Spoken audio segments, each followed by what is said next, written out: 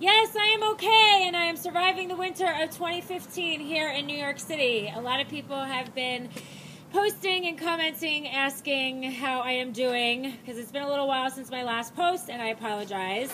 The winter has been really cold and really snowy. We had one bad blizzard so far, and my bumper is the casualty of that. I was pulling out of my parking spot the other day, and it got stuck on a piece of ice and ripped off. So that sucks.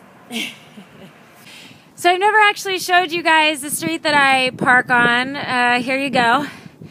And you can see that we still have quite a bit of snow and ice here.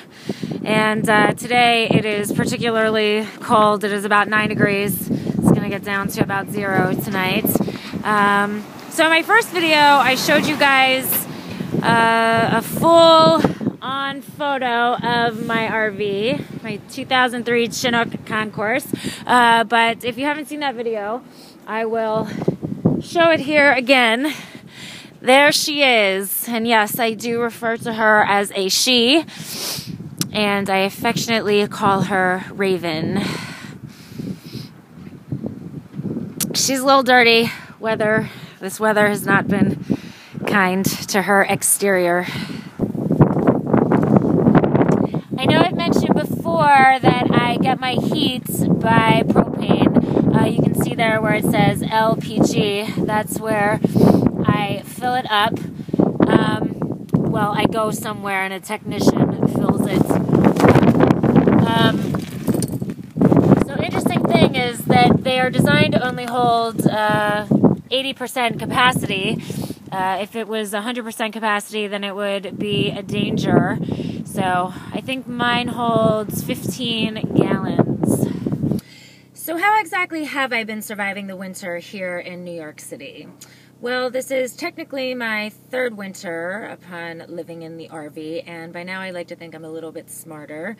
My first 2 winters, I didn't do any winterizing, which is when you empty all of the water lines and you fill them up with antifreeze to prevent the pipes from freezing and bursting, cracking, and having lots of costly repairs. Luckily, I lucked out those first 2 winters. I never had any problems with burst pipes, thank goodness. But this year, I thought, you know what, I'm going to winterize this year.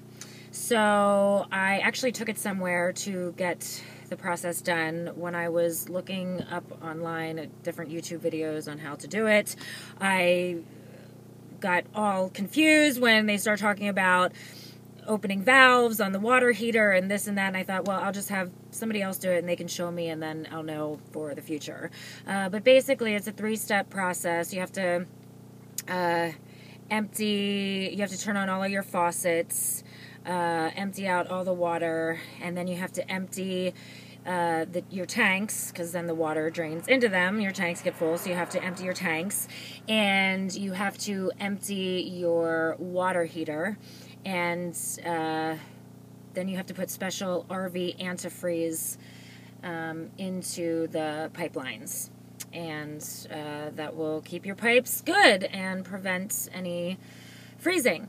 So in case I do need any hot water, I've been using my stove, so I can just boil hot water on the stove. But I mean, I pretty much have been reserving all of my showers at the gym anyway, and I use face wipes at night instead of actually washing my face, and I just brush my teeth normally with, I buy gallon jugs of water from the grocery store, so I brush my teeth that way. And I make sure that I pour all of the water down the toilet.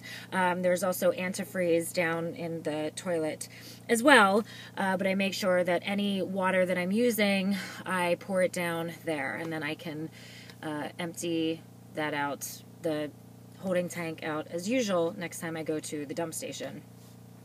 So that is pretty much what my biggest obstacle is with this winter weather.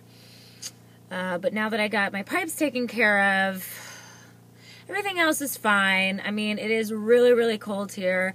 Not a big fan of the cold, but you know, my heat is working great. I got an extra space heater, so I do fine. Again, my battery does die in the middle of the night, but I make sure that when I go to sleep, I'm wearing lots and lots of layers, so I stay nice and warm. And I have lots and lots of blankets as well. Just something I want to show you quickly. If I was hooked up to a power source, right here I have the heated tanks, the switch here. I just turn that on and that warms up the pipes and prevents them from freezing. Also, this is my water heater. This is how I get hot water. So I would just flip that switch on and that heats up my water. I hope you enjoyed this update on how I am faring in this winter weather.